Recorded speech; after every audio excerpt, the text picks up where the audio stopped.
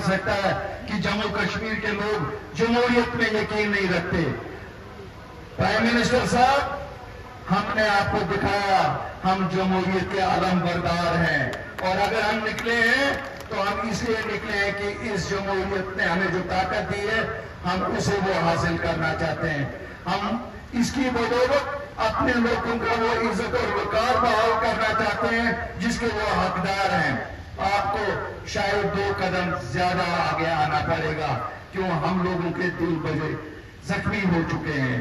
हमें 72 साल में कांग्रेस ने नेशनल कॉन्फ्रेंस के साथ मिलकर कहीं का नहीं रखा। उन्होंने ऐसी साजिशें की, हमारी जिस्म के 2 हिस्से किए। क्या ये सच नहीं है कि पुंछ के 2 हिस्से अगर हुए, एक पार एक आर, ये नेशनल कॉन्फ्रेंस ने कांग्रेस के साथ मिलकर किया। उड़ी के 2 हिस्से किए, इसी तरह आप देखिए नौशहरा के 2 हिस्से किए, हमारे करना पीटवार के 2 हिस्से किए। तो ये उस साजिश को बेनकाब करना है कि हम लोगों को क्यों बांटा गया, और साजिश को बेनकाब करने के लिए शायद ये वोट बहुत जरूरी है। बड़े सारे लोगों का कहना है कि साहब नॉर्थ पोल और साउथ पोल, मैं कहता हूं जम्मू कश्मीर को एक स्ट्रांग वजीर आजम की जरूरत है।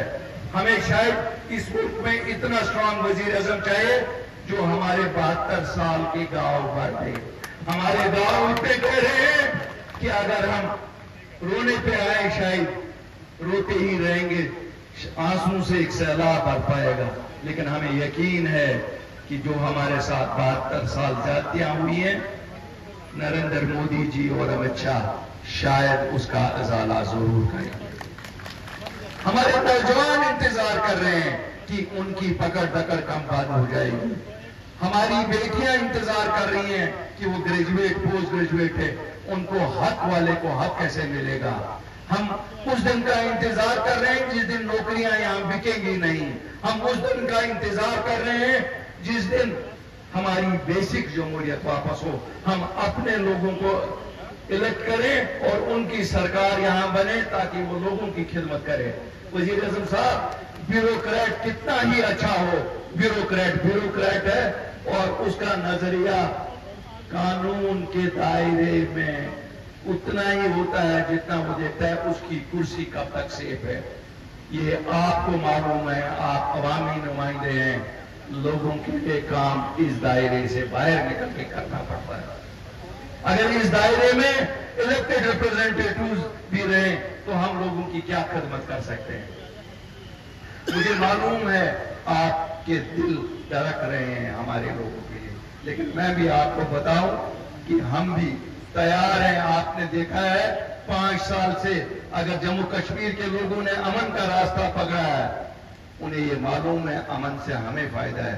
शायद नई दिल्ली को फायदा नहीं है जितना फायदा जम्मू कश्मीर के वासी को है, जम्मू कश्मीर के बच्चों को है, जम्मू कश्मीर की मैशत को है।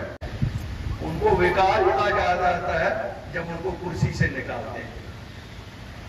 अब हम तो दरखास्त ही कर सकते हैं साहब, इनको पट्टे पे लिख के दे दो दोनों खानदानों को कि जब तक जिंदा है यही लोग कुर्सी पे, इनको वो वजीफा दे दो, क्योंकि कहते हैं कि जब आदर शाह जफर को यहाँ हिंदुस्तान से बर्मा भेजा गया, वजीफा फिर भी कुछ दिया अंग्रेजों ने। इसी तरह मैं कहता हूँ अब ये इक़्तिदार के लायक रहे नहीं, क्यों इन्होंने लोगों का खून चूसा 72 साल। इनको वजीफा कुछ दे दो वजीर आजम साहब, ये इनका वकार बहाल हो जाएगा, इनका वकार खाली उसी से बाहर हो जाएगा।